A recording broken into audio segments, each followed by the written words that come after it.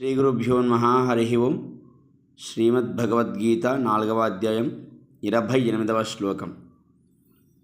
ద్రవ్యయజ్ఞాస్తపో యజ్ఞా యోగయజ్ఞాస్తథా పరే స్వాధ్యాయజ్ఞానయజ్ఞాశ్చ యతయః సంసితవ్రతాః.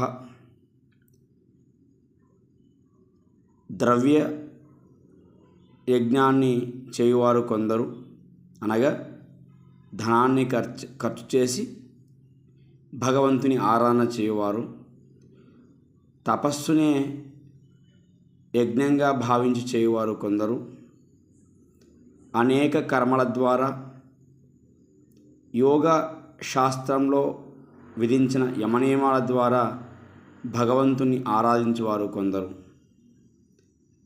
అయితే చురుకైన బుద్ధి కలవారు వేదాధ్యయనాన్ని, భగవంతుని జ్ఞానాన్ని పురస్కరించుకొని భగవంతుని పూజ చేస్తారు.